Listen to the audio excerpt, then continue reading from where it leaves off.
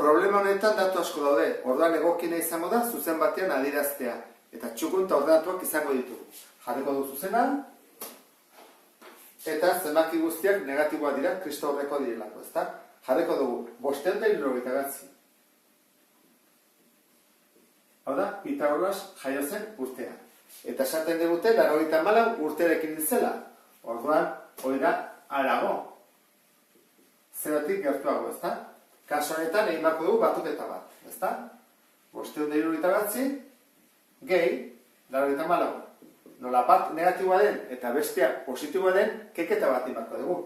579 ken 94.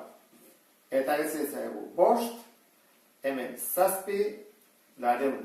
Horan, minus 275. Noiz zen? Minus 275 urtean. Zer erantzungo genuke? Galderari? Kristo aurretik 275 urtean.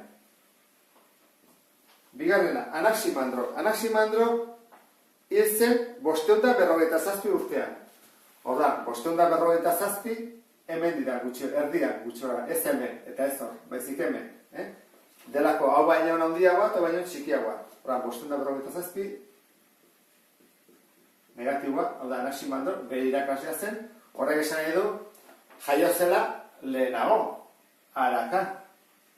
Eta zenbat urte lehenago, 73. Zer egin beharko dugu, kendu, jakiteko, bere noiz jaio zen. Horra egin beharko dugu, 557, kendu, 73. Nola biak negatiboa diran, zer egiten da, batuketa bat.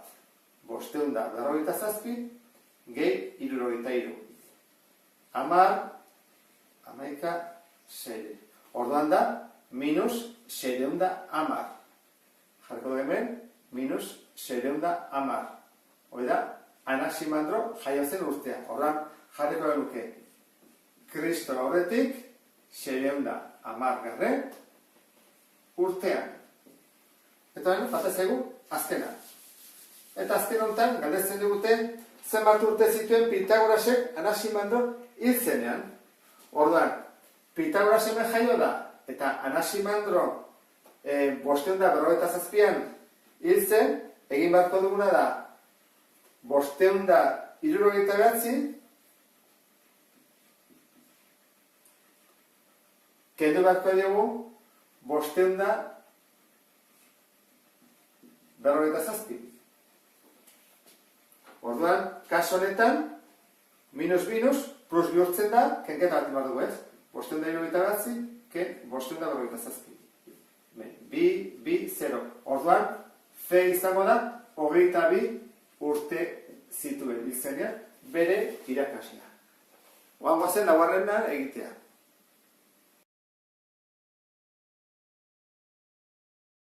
Problema honetan, banatu behar ditugu positiboak alde batetik, eta negatiboak bestetik. Eta gero diferentzia kalkulatu. Eta, zeintzu dira positiboak? Positiboak dira abonatuak, guri ematen digutena. Zer ematen digute? Hileko soldata, hori da fuertena, 1684, hori da positiboak. Gero, 6 euro ematen digute interesengatik, gu baldin badugu kontua, kontu korronte batean ematen digute batzutan dirua, 6 euro. Eta gero, lehendik zuena, lehendik zituen, 187.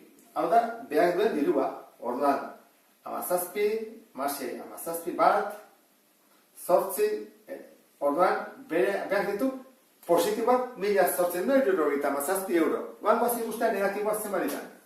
Negatiboak dira, guk zor duguna edo kobratu digutena, eta dira, kutsazainetik dirua eta dugulako 40 euro, 93 telefonoagatik, ordaindu behar duguna, denan gastatu duguna 53, eta hipoteka kreditua, hau da, zerbait ordaintzen egia, etxea edo zerbait 520 euro. Ordan ditugu, 3 gehi 6, 918 hogei, 706 euro negatiboak. Orduan jakiteko zenbat dugun, egin beharko dugu dugunari kendu negatiboak. Orduan egin dugu 1877 ken 6 eta atatze zeguna izango da Josu, Josuk izango duen dirua AAA kutxa hortan. Orduan, ningo dugu, 1877 ken 606 bat 1.171 euro. Eta ora bukatuko ditzake problema.